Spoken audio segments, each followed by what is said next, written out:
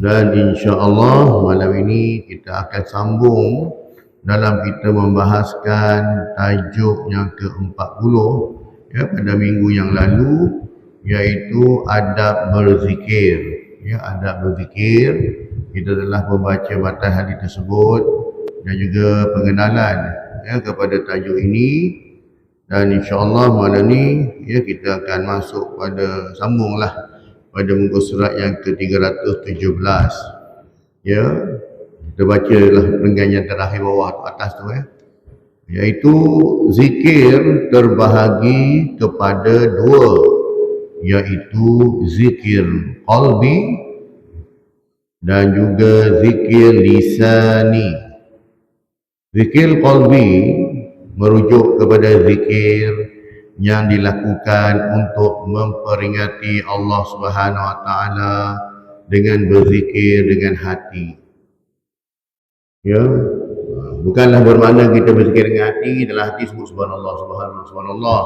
Ya, tapinya zikir juga itu juga membawa maksud bila mana kita melihat kebesaran Allah.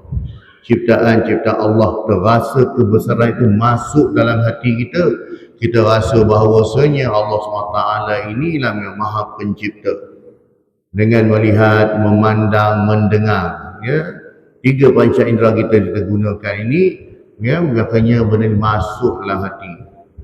Contoh kalau dari segi pendengaran, ya, kadang-kadang kita dengar, ya, kata-kata dalam kuliah ataupun di sebaliknya, perkataan-perkataan yang menyentuh hati kita. Dan bila perkataan kita dengar ini menyebabkan kita rasa bahawasanya ya Allah, ya, hebatnya ciptaanmu ya Allah, kerdilnya aku ni ya Allah. Dari pendengaran, baik kita dengar oleh radio ataupun kuliah-kuliah, ya, ataupun kita memandang kebesaran-kebesaran Allah. Lihat ciptaan Allah SWT. Wa ja'alna bahrani yaltaqiyan. Kami jadikan lautan, dua lautan itu tidak bertemu. Barzahul la yabghiyan. Jadi sendiri tengok tempat tu. Memang depan mata kita tengok betul-betul lah air dia tak bercampur lah. Betul-betul lah memang ada pembahagian. Walaupun dalam satu laut, nampak kebesaran Allah, kehebatan Allah tak? Jadi ni ya. Dan yang keduanya, sementara itu zikir lisani pula, zikir yang dilakukan untuk memperingati Allah Subhanahu Wa Taala dengan lidah dan perbuatan. Sebut dengan lidah lah kan. Dan kita membaca ayat Quran, kan, kita berzikir sendiri, kan, baik subhanallah, alhamdulillah, la ilaha illallah, Allahu akbar, wala haula wala quwwata illa billahil aliyyil azim. Kan, jadikan tu zikir harian kita. Terutamanya zikir 33 tu lah, ataupun disebut juga tasbih Fatimah lah.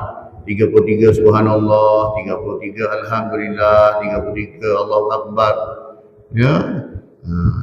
Dan ditutupi dengan la ilaha illallah wahdahu la syarikalah, lahul mulku wa lahul hamdu wa yumiitu wa huwa ala kulli syai'in qadir. Ya. Tu boleh kita amal tiap-tiap lepas solat. Ya. Dua benda ni yang kita bukan kita wajib lah, yang kita jangan tinggalkan. Ya. Tasbih Fatimah tu lepas solat, dan juga ayat kursi. Ya, ayat kursi itu siapa yang baca ayat kursi lepas solat itu dia tidak ada pemisah. Kalau dia mati pun lepas tu tidak ada pemisah di antara dia dengan syurga tu. Ya. Okey. Kita lihat pula pada dalil Al-Quran dan Al-Hadis yang berkaitan dengan zikir. Firman Allah Subhanahu Wa Taala dalam surah Al-A'raf ayat yang ke-205, A'udzubillahi minasyaitonir rajim.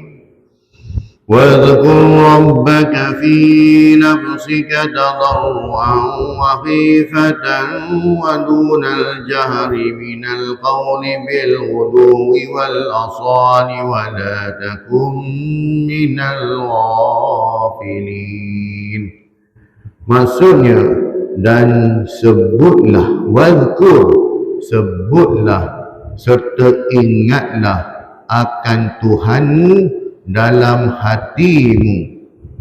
Ya, fi nafsika, ingat Allah dalam hati kita dengan merendah diri, tadarruan, makanya rendah diri kita serta dengan perasaan takut wahifatan, perasaan takut apa?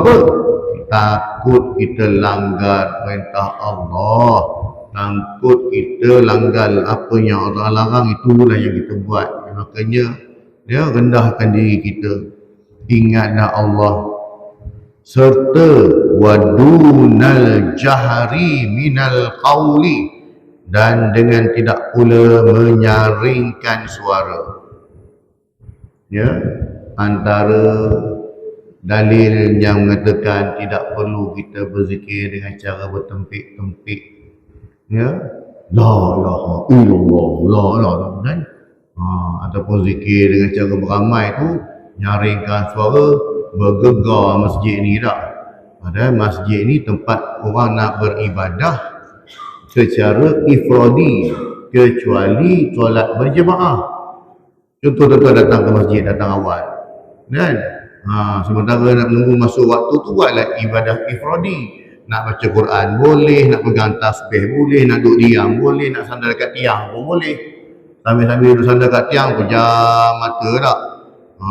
Tiba-tiba kroh preh dah bunyi minjit motorbot. Tak kisahlah, duduk dan niat itikaf. Duduk berniat itikaf. Tu kata dia datang awal, kita niat itikaf. Duduk. Jadi itu cerita dia. Datang ke masjid untuk buat ibadat ifradi. Kemudian dalam dengan kuliah jama'i lah. Solat berjemaah jama'i lah. Buat saya ramai-ramai kan.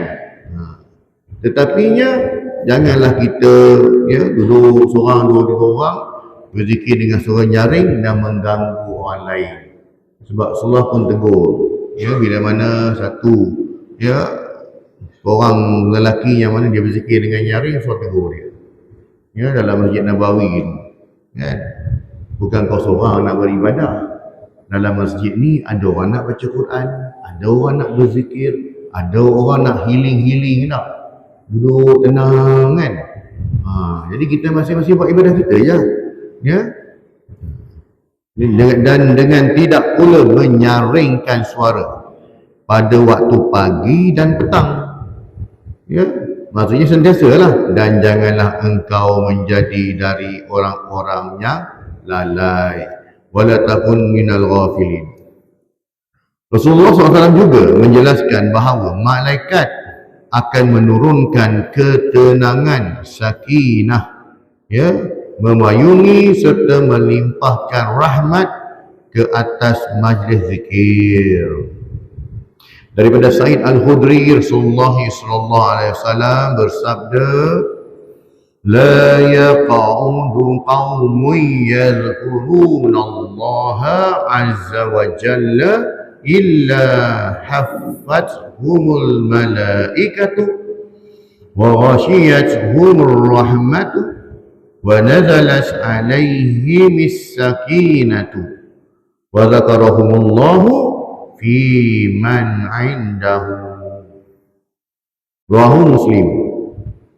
Tidak berhimpun satu kaum kerana mengingati Allah, zikrullah itu, kerana tidak mengingati Allah Subhanahu wa taala, kecuali mereka akan dipayungi oleh malaikat, dilimpahkan dengan rahmat serta diturunkan ke atas mereka ketenangan. Seterusnya Allah SWT akan meningkatkan mereka dalam kalangan mereka yang berada di sisinya. Hadis riwayat Muslim, hadis yang ke-2700. Jadi yang dimaksudkan dalam hadis ini, majlis zikir itu dari sudut apa? Adakah majlis zikir itu dari sudut kita berzikir beramai-ramai, ataupun majlis zikir itu ialah zikrul mengingati Allah? Antaranya kuliah lah, kuliah agama, antaranya apa lagi, bila mana kita ini duduk, berbicara tentang perkara agama, akhirat. Jadi sekiranya majlis zikir yang disebut setengah-setengah kumpulan dia faham, majlis zikir disebut tu ialah majlis zikir dengan cara tadi lah, subhanallah ke, zikir-zikir tertentu ke, beramai-ramai dibuat dalam masjid ni. Tak? Jadi kalau kita nak tahu mana satu yang menepati apa yang disebut hadis ini, kita tengok ada tak contoh di Rasulullah berzikir dengan cara beramai demikian, dengan maksud tadi memegang tasbih dan sebagainya, ataupun menyebut kebesaran Allah, subhanallah, Allahu akbar dan sebagainya. Ataupun majlis zikir disebut itu ialah majlis zikir yang mana sahabat duduk, mereka berbicarakan tentang akhirat dan berbicarakan tentang perkara agama. Jadi kita kena tengok ya, ada tak ada dua majlis zikir ini.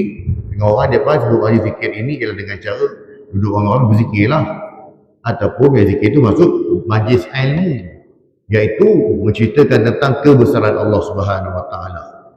Jadi nak tahu mana yang betul, refer balik di zaman Rasulullah, apa yang dimaksudkan majlis zikir zaman Rasulullah, apa yang Rasulullah buat. Ya, di zaman Rasulullah dan juga sahabat, mereka membuat majlis zikir dalam bentuk halaqah ilmu. Ya, baik tuan gurunya bercakap, ustaz bercakap, itu dalam menyampaikan ilmu, yang itu ilmu yang maksudkan ialah ilmu yang membesarkan Allah, ilmu yang mengajak manusia dalam memahami, ya, ilmu fiqh. Nah, maksud kita hari ni kita buat ni lah, yang kita buat kuliah maghrib dan sebagainya, kuliah subuh dan sebagainya. Ya, kalau kita tengok lah, kita cek balik lah kan. Tengok orang dia kata tak, mari zikir ini lah, mari duduk ramai-ramai kita berzikir lah, itu yang saya zikir lah. Jadi yang disebut yang dipayungi malaikat bagi macam mana? Majlis yang menceritakan tentang kebesaran Allah, keagungan Allah. Ya, Syekh Qutb rahimahullah di dalam kitab tafsirnya Fi Zilalil Quran menyatakan bahawa zikir adalah penghubung kepada sumber yang menurunkan Al-Quran. Sesungguhnya zikir adalah penghubung kepada pemilik dakwah. Dia adalah punca kekuatan, bekalan dan bantuan. Berhubung dengannya adalah melalui zikir, ibadah, berdoa dan bertasbih. Jalan dakwah adalah panjang, tanggungjawabnya berat dan memerlukan kepada bekalan dan kelengkapan yang banyak. Perbekalan tersebut terdapat di sana, iaitu di mana manusia bertemu dengan Tuhannya dalam khulwah ataupun bersendirian dan munajat.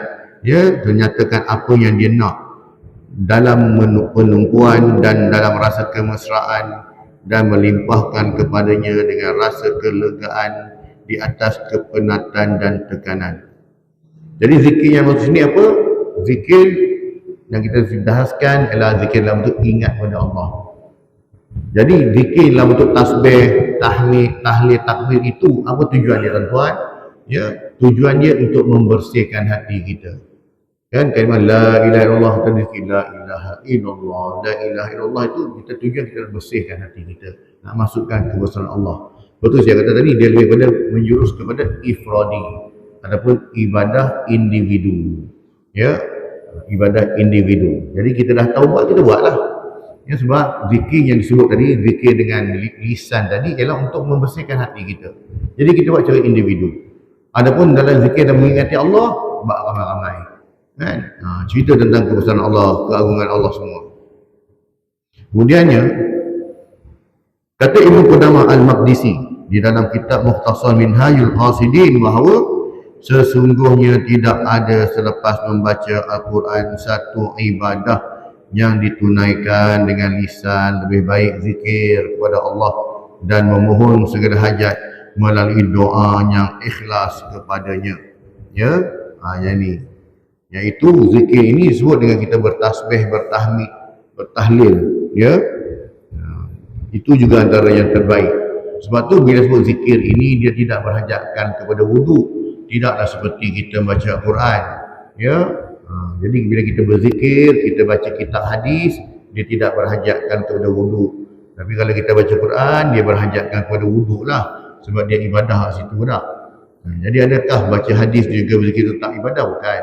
Tapi dia membaca Quran, zikir ada, iaitu ibadah yang memerlukan kepada wudu. Sama juga bertawaf, berhajatkan kepada wudu. Ya. Keterangannya, zikir adalah satu amalan yang disyariatkan dalam agama Islam. Perintah supaya melaksanakan amalan zikir dapat kita temui dalam banyak ayat Al-Quran dan juga hadis Nabi SAW. Ia adalah satu amalan yang dituntut supaya diperbanyakkan tanpa ada halangan dan keterikatan dengan syarat-syarat tertentu untuk diamalkan. Ini kita zikir lidah tadi tu. Kita nak baca subhanallah, Allahu Akbar apa semua tu tak? Ya, yang Rasulullah sarankan selepas solat, ya solat fardu lah, 33 lah. Subhanallah, alhamdulillah, Allahu Akbar 33. Adapun lepas pada tu, kita naik motor, kita nak bertasbih daripada rumah kita sampailah ke pejabat. Berapa banyak kita tasbih tu tak? Tidak silap lebih 1000 kali tak? Tak ada masalah yang tu. Sebab dia tidak terikat. Ya, zikir itu tidak terikat dengan bilangan dan jumlah-jumlah tertentu. Ya, kalau tuan-tuan nak buat rezeki, kena baca zikir ni 1000 kali. Okey. Kita kena cek balik. Jalan yang kata kalau zikir ni baca 1000 kali, hajat kita akan ditunaikan, kita kena cek sumber. Kalau sumber tu datang daripada Rasulullah, ya, kita boleh amalkan. Kalau sumber itu datang daripada selain Rasulullah, makanya ya tidaklah menjadi satu keperluan untuk kita beramal dengannya. Sebab bila Rasulullah cakap amalkan zikir tertentu, bilangan-bilangan tertentu tadi, jaminannya itu datang pada Allah. Sebab Rasulullah bercakap melalui wahyu yang datang oleh Allah. Tetapi selain daripada Rasulullah, sekiranya dia mengatakan tuan-tuan amal zikir ni, baca ni, dapat kelebihan macam ni, itu adalah antara pandangan peribadi dia, ataupun mungkin dia ada pengalaman tentang itu. Jadi dia bukan daripada wahyu lah. Lebih-lebih lagi bila dia datang melalui mimpi. Jadi dia tidak jadi perkara syariat. Tidaklah kita terikat mesti buat yang tu. Kan? Kecuali bila datang Rasulullah. Kenapa saya cakap tadi? Sebab Rasulullah dapat wahyu. Selain daripada Nabi, seorang pun tak dapat wahyu. Jadinya tidaklah menjadi apa-apa pun. Kan? Sama ada kita nak buat apa tu tak buat. Ya. Adapun yang sebaiknya kita sentiasalah berzikir. Ingat pada Allah dan juga zikirlah dengan lidah kita. Sebut subhanallah, alhamdulillah. Sebab setiap benda ni ada nilai. Ya, setiap apa yang disebut semua ada nilai. Sebab datang dari Rasulullah. Ya. Jadi sebut yang disebut tadi. Kan? Adapun zikir-zikir tadi supaya diperbanyakkan tanpa ada halangan. Tak terhalang dengan apa-apa pun. Maksudnya, tuan-tuan kalau nak baca zikir ni, jangan ketika tuan-tuan masuk kereta. Nanti dia tak jadi. Jadi tak ada apa-apa lah. Tengah masuk kereta tak? Duduk tengah gosok-gosok subhanallah, subhanallah. Kan? Tidak terikat pun. Ya, dan keterikatan dengan syarat-syarat tertentu untuk diamalkan. Ya, nak baca zikir ni mestilah kena macam ni dulu. Kena buat ni dulu. Kena buat baru boleh zikir. Dia tak jadi lah.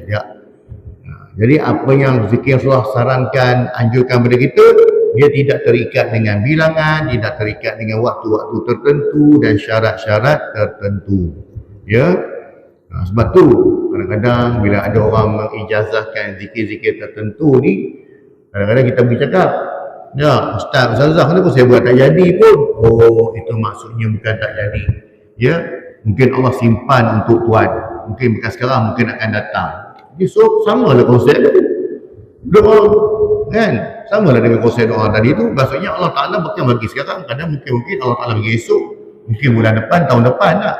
Ataupun 10 tahun lagi. Jadi samalah konsep tu. Jadi tidaklah ada apa-apa ikatan pun. Dan setiap mukmin yang mengingati Allah SWT pasti akan diingati olehnya. Ya, uzkuruni azkurkum. Kan Allah kata apa? Engkau ingat pada aku, maka aku ingat pada engkau. Okey. Antara adab-adab yang perlu kita amalkan ketika kita berzikir, maksudnya zikir lisan ni tadi, iaitu ialah pertamanya menyebut lafaz zikir dengan betul dan memahami maksud lafaz zikir. Itu saya cakap tadi. Ya, macam minggu lepas pun dah beritahu. Bila mana kita berzikir, sebutlah dengan perkataan yang kita fahami. Subhanallah, subhanallah, subhanallah, subhanallah. Nak laju pun subhanallah, subhanallah, subhanallah, subhanallah, subhanallah, subhanallah. Ya, jangan sampai subhanallah, subhanallah, subhanallah, subhanallah, subhanallah, subhanallah. Lalah jadi sebelah. Nah, sebelah. Jadi apa benda? Makna pun kita tak tahu kan. Jadinya biarlah lafaz zikir itu biar betul dan kita memahami maksud apa yang kita sebut. Ya. Yang keduanya, berzikir dalam keadaan bersih dan suci daripada hadas. Kalau kita ada hajat, selesaikan dululah. Nak qadal hajat dan sebagainya. Sebab apa? Kita dapat berzikir dengan tenang. Ya, masuk masjid, tunggu waktu solat, duduk berzikir dulu. Yang ketiganya, zikir dengan lafaz-lafaz yang terdapat dalam nas Al-Quran dan Al-Hadis. Kerana zikir-zikir ini, dia akan mendapat ganjaran pahala. Ya, katakanlah saya ajar tuan-tuan satu zikir yang saya buat sendiri ni. Saya combine-kan zikir tertentu. Tak, makanya saya pun ijazah kepada tuan-tuan. Dan saya pun reka sendirilah. Hantam sajalah lah. Tuan-tuan kalau amalkan zikir yang saya ajar ini tuan-tuan, dapat macam ni tak? Maka tidaklah benar yang itu. Kecuali zikir itu kita ambil pada lafaz Al-Quran. Tak? Contoh apa lagi Al-Quran? Buat apa? Rabbi inni lima anzalta ilayya min khairin faqir. Ini doa Nabi Musa alaihissalam. Ya Allah, semuanya aku hamba-Mu yang fakir. Ya Allah, Engkau bagilah apa saja pada aku ambil, ya Allah. Kan? Engkau bagilah pokok sebab aku ni hamba-Mu yang fakir. Kita merendah diri depan Allah SWT. Jadikan ayat ini sebagai zikir. Tak ada masalah. Sebab dia ayat Quran. Tak? Sebab dia ayat Quran. Adapun yang Rasulullah ajar. Tak? Allahumma afini fi badani, Allahumma afini fi sami, Allahumma afini fi basari. Doa-doa ni menjadikan dia zikir pun boleh. Tak ada masalah. Ya? Sebab bila sebut zikir, dia termasuk dalam perkara ibadah. Kan? Dalam perkara ibadah. Yang keempat, merasa kehebatan, kekuatan dan keagungan Allah Subhanahu Wa Taala. Ya? Bila mana kita berzikir, kita fikirkan tentang kehebatan Allah. Nampak keagungan Allah, rasai keagungan Allah itu. Ya, kita ni hamba yang kerdil. Yang kelima, menggunakan suara yang perlahan. Seperti saya sebut tadi, zikir ini ibadah individu. Maka perlahankan suara. Jangan kita nyaringkan suara. Terutama bila dalam masjid. Sebab apa? Kita datang ni, ada orang nak baca Quran, ada orang nak solat sunat, ada orang nak berehat, ada orang nak iktikaf. Tak. Jadi masing-masing dengan ibadah masing-masing. Yang keenamnya, memperbanyakkan zikir dalam suasana genting. Dalam keadaan kita ni bawa kereta, tiba-tiba suasana kereta kita rosak, tiba-tiba tengok kemalangan, itu lagi Allah kan. La haula wala quwata illa billah. Dengar bunyi petir, dengar bunyi kilat Pak kilat, la haula wala quwata illa billah. Banyakkan zikir yang tu. Ya. Yang ketujuh, berzikir dengan lafaz tertentu mengikut keadaan dan tempat. Macam Rasulullah ajar. Bila mana mendaki bukit, subhanallah. Bila menuruni bukit, Allahu Akbar. Kan? Ni tengok pada keadaan tempat tertentu. Sama juga bila mana kita bertalbiyah. Labbaik Allahumma labbaik. Labbaik la syarika lak labbaik. Tak. Tiba-tiba dengar kat bucu seorang. Kan? Dengan tasbih. Labbaik Allahumma labbaik. Haji ni pahal balik. Tak. Talbiyah ni kita baca ketika dalam keadaan kita berihram. Kan? Dalam keadaan berihram dan ketika kita berada di Mekah. Ini pahal dekat ramai Cina besar pula dekat bucu tiang dan baca talbiyah. Salah ke? Ini masalah ni. Orang selalu dia persoalkan. Bila kita tegur, apaan kau baca talbiyah? Orang buat umrah, buat haji dalam masjid ni pasal. Dia jawab balik. Salah ke? Takkan baca-baca salah. Ini kan zikir, apa masalahnya? Awak je yang tak tahu. Tu dia kata. Jadi benda-benda ni, bila sebut ibadah, datangkanlah bukti dan hujah. Kalau betul ada anjuran, boleh bertalbiyah ni dalam masjid, daripada tanah haram lah. Selain dalam keadaan kita berihram tak? Datangkanlah. Maksud kata boleh. Dan ada seorang buat, pulang kan. Tapi setakat hari ni tak ada orang buat kan. Setakat hari ni tak ada orang buat lagi. Sebab dia khusus dalam keadaan tertentu sahaja. Ketika itu je. Habis kita ihram pun habis dah. Dan bila kita dah bertahallul pun, dah habislah talbiyah tadi pun. Cuma dalam keadaan itu pun ketika kita menuju ke tanah haram. Daripada kita Tanaim tu, dari Tanaim naik bas, bayar bas 2 rial tu. Tak masuk ke dalam lah, sepanjang tu kita bertalbiah. Tapi bila kita turun dari bas tu masuk dalam, kita dah selap, dah senyap lah. Tak? Jadi yang ini talbiah ni zikir dalam keadaan tertentu, bukan boleh bawa ikut suka-suka, tak? Yang ke-8-nya, tidak berzikir semasa qada hajat. Ini tidak beradab namanya. Tengah-tengah meneran, Allahu Akbar, sudah. Kan? Kalau nak bersalin tak apa, nak melahirkan tak ada masalah lah, tidak ada kena-mena pun. Kan? Tiba-tiba dalam belah air dengar pula Allahu Akbar, hukum bersal. Susah nak keluar apa dah. Kan? Ataupun dia nak mengulang surah dalam bilik air sebab nak healing sambil-sambil. Jadi tengok juga. Sebab kita buat macam tu, dia beri fitnah dan kita menghina secara tak sedar agama kita. Tak? Itu cerita dia. Ya, jadi tengoklah. Ya, dalam keadaan qada hajat tu tidaklah. Tetapi sahabat ni, para sahabat tak, mereka ni memang orang zikir. Hingga ke kadang-kadang ya, dalam riwayat tersebut dia, bila mereka nak buat qada hajat tu, terpaksa letak batu dalam lidah. Sebab takut lidah duk berzikir kan. Takut yang tu sampai peringkat macam tu lah. Kan? Tak sure lah riwayat ni benar tak benar tak. Tapi sampai peringkat macam tu. Takut tengah-tengah qada hajat, takut tersebut zikir-zikir ni. Kan? Tapi kita tak ada keras sahabat ke tak? Jadi tak payah tiup bagus sangat. Sekadar jaga adab keluar masuk landas ke lah tu. Kepentingan beradab ketika berzikir ialah, yang pertama ini zikir lidah, zikir lisan tadi, subhanallah, Allah Akbar semua tadi. Ya, pertama supaya tidak mengganggu ketenteraman orang lain. Sebab sebut orang lain nak buat ibadah lain ya.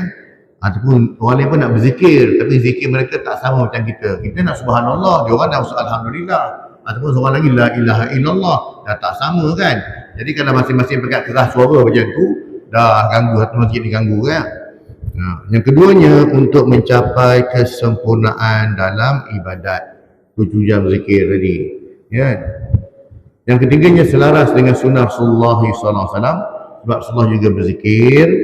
Yang keempat, supaya zikir diterima oleh Allah Subhanahu Wa Taala. Dan yang kelima, berdisiplin dalam menunaikan ibadah. Ya, itu antara kepentingan kenapa kita kena beradab. Sebab zikir ini membentuk peribadi kita. Ya. Hikmah beradab ketika berzikir ialah, yang pertamanya dikasihi Allah SWT kerana dia menyukai orang yang melakukan sesuatu dengan sebaik-baiknya. Yang keduanya, mendapat ketenangan jiwa kerana berzikir dengan beradab memberi kesan kepada jiwa seseorang. Saya cakap tadi, zikir ini ialah untuk membersihkan hati kita, untuk memotivasikan diri kita. Itu zikir. Sebab tu dia banyak buat secara ifradi, secara individu. Yang ketiga, mendidik jiwa supaya sentiasa mengingati Allah SWT. Yang keempat, mendapat ganjaran pahala. Ini hikmahnya. Kemudian tengok pula kepada kerugian kepada orang yang tidak berzikir pula, antaranya ialah, pertama, terdedah dengan perkara yang dimurkai Allah. Sebab zikir tadi dia menguatkan hati kita, zikir tadi dia menghubungkan kita dengan Allah SWT. Jadi bila hati kita tidak berzikir, kita tidak ingat pada Allah, maka kita akan mudah tergelincir, mudah terlalai, dan mudah terpesong dalam mematuhi perintah Allah Ta'ala. Yang keduanya, mudah dikuasai syaitan dan sukar mengawal nafsu. Ya, kadang-kadang bila mana hati kita kosong, makanya syaitan mudah masuk. Ya, kadang-kadang orang itu kerasukan sebab kadang-kadang hatinya kosong. Ya, sebab tu dia kata walaupun dalam keadaan haid dan nifas sekalipun, zikir tak ada masalah, boleh. Nak berzikir, nak berselawat, nak baca a'udzubillahi minasyaitonirrajim, tak ada masalah. Yang tak boleh baca Al-Quran. Tak. Ya, itu pun ada perbahasan. Ya, ada panjanglah kadang tu tak. Jadinya boleh ya. A'udzubillahi minasyaitonirrajim. Bismillahirrahmanirrahim. La yadurru ma'asmi syai'un fil ardi wa la fis sama'i was-sami'ul 'alim. Itu zikir dalam hadis. Dia bukan ayat Quran. Walaupun dalam keadaan wanita dalam keadaan uzur boleh baca. Tak ada masalah pun. Ya, sebab dia bukan ayat Al-Quran. Ya. Kemudiannya, yang ketiga, lupa tanggungjawab terhadap agama. Dah hati dah lalai. Hati ni dua je. Kalau perkara baik tak masuk, dia perkara jahat. Tak. Kalau tak masuk perkara baik, perkara jahat akan masuk. Jadi jangan kosongkan hati dan jangan lalaikan hati kita ni. Yang keempat, selalu berada dalam keadaan gelisah. Ya, orang yang tak berzikir memang buat apa pun tak kena. Tak. Kesan daripada mengamalkan adab berzikir antaranya ialah yang pertama, dapat membentengkan diri daripada bisikan syaitan. Ya. Yang kedua, orang yang berzikir akan dilimpahi keredaan Allah. Orang yang berzikir adalah orang yang hidup. Dan orang yang tidak berzikir, hatinya mati. Maknanya dia tak hidup. Dia seolah dia mati. Ya.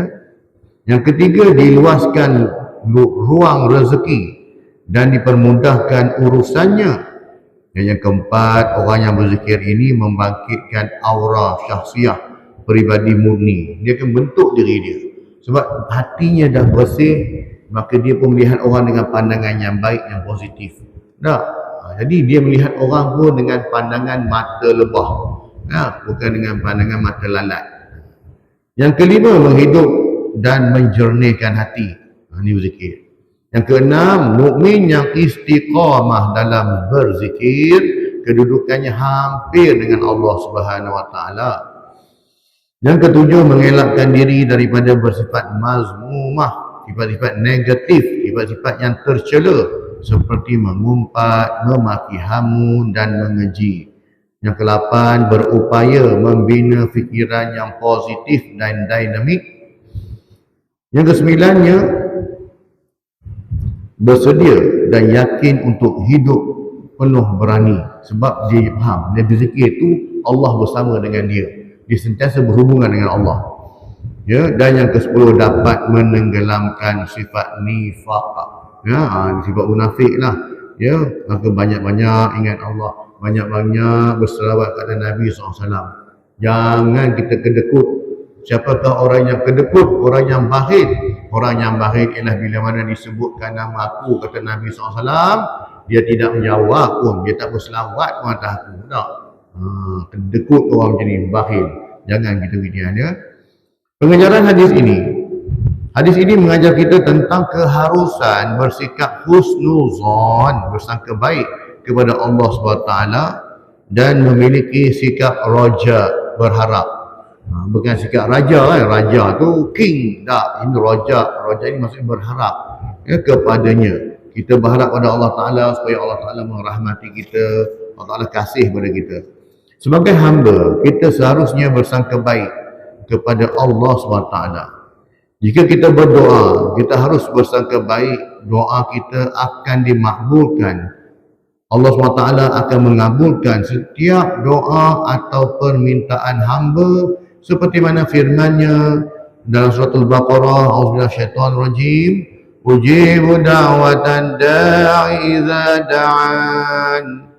Maksudnya aku mengabulkan permohonan orang-orang yang berdoa apabila dia memohon kepadaku.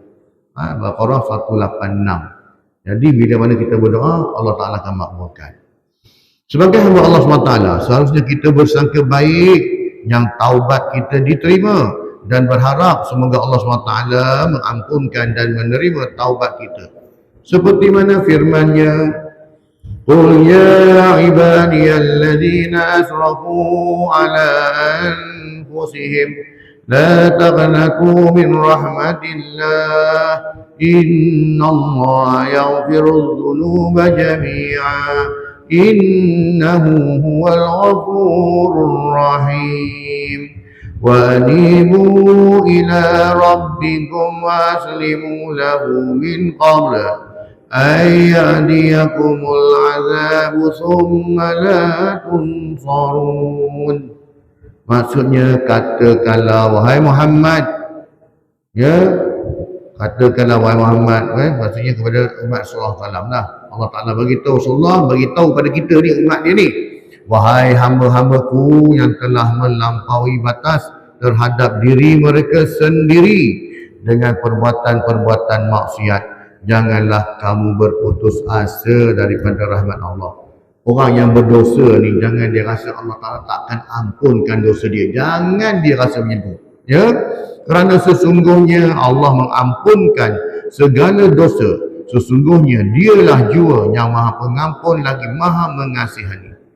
Dan kembalilah kamu kepada Tuhan kamu dengan bertaubat serta berserah bulat-bulat kepadanya sebelum kamu didatangi azab. Kerana sesudah itu kamu tidak akan diberikan pertolongan.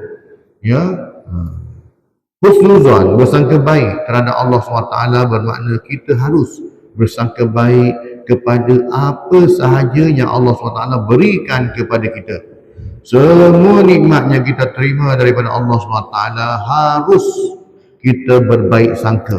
Baik benda yang kita suka, benda yang kita suka of course lah kita akan bersangka baik. Ni benda yang kita tak suka ni, sakit, demam, pening apa semua ni, ada masalah kewangan dan sebagainya tak, tetap bersangka baik pada Allah SWT, ya, iaitu bersangka baik sehingga kita bersikap redha dan ikhlas menerima nikmatnya tersebut. Pasti kita akan bersyukur di atas apa yang Allah SWT berikan kepada kita, dan kita mesti meyakini bahawa itu adalah yang terbaik bagi kita menurut Allah SWT. Kerana yang baik menurut kita belum tentu baik menurut Allah. Sesungguhnya Allah SWT itu maha mengetahui. Firman Allah Subhanahu Wa Taala dalam surah Al-Baqarah juga ayat yang ke-216.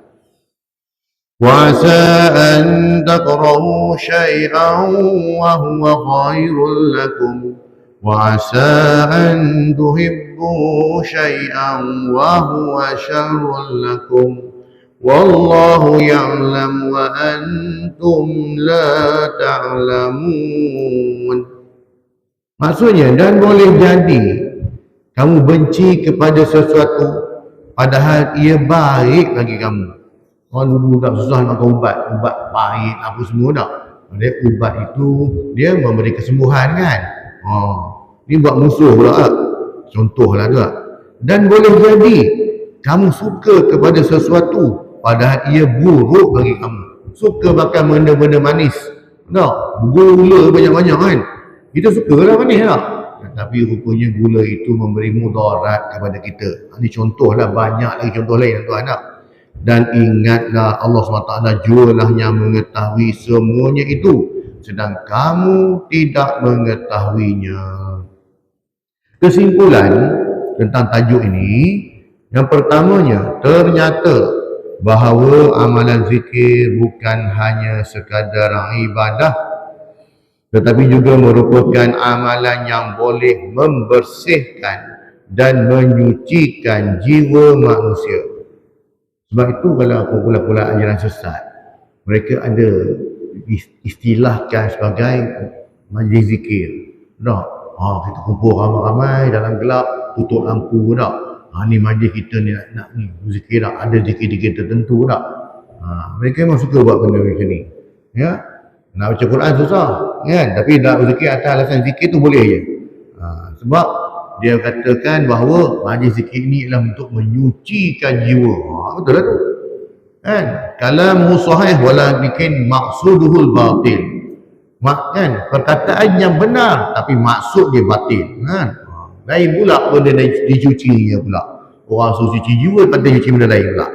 Mendekatkan diri kepada penciptanya, membuka hijab rohani dan seterusnya mencapai ma'rifat terhadapnya yang terhadap Allah Ta'ala.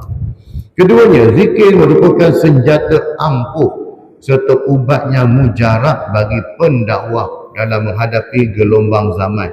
Sebab tu kalau peruqyah ustaz-ustaz yang meruqyah orang ni, baik kena sihir dan sebagainya, dalaman dia memang kena very very strong. Ya, sebab tu dia memang ada ayat-ayat Quran yang diamalkan, zikir-zikir yang diamalkan. Sebab dalaman memang kena kuat. Ya, sebab bila lawan dengan jin, dengan setan ini, dia akan mencari ruang untuk dia masuk. Kan? Jadi kena very very strong lah. Jadi saya ni tak apa nak strong, jadi jangan nak jumpa saya ya. Jangan jumpa dengan peruqyah tu lah, bukan saya. Bukan saya promosi, dia tak terlibat dalam kes ni. Ya. Jadinya zikir merupakan senjata ampuh serta ubat yang mujarab bagi pendakwah dalam menghadapi gelombang zaman, menghadapi ragam kehidupan dan kesusahannya, terutamanya di saat kini yang memperlihatkan penyebaran keburukan dan kemungkaran begitu berleluasa. zaman maksiat berluasa ni, sampai dalam rumah pun boleh masuk maksiat. Mana ada rumah masuk maksiat, Ustaz? Handphone tu nak kan, kita pun tak sure dah ada anak-anak kita kan. Jadi make sure, pastikan tak. Jangan kita kata rumah tak masuk maksiat. Ada kan, lagi canggih sekarang. Ketiganya, zikir mendidik hati manusia untuk selalu mencari kebaikan, kerana mengingati Allah SWT akan menutup pintu syaitan yang selalu mendorong manusia berbuat maksiat dan kejahatan. Hakikatnya, setiap kejadian yang Allah SWT ciptakan adalah untuk kita berfikir dan mengambil iktibar betapa gedenya kita di sisi Allah SWT. Marilah kita bersama-sama mengamalkan amalan zikir dengan niat untuk menjadi insan yang lebih baik di sisi Allah Subhanahu wa taala. Wallahu taala alam.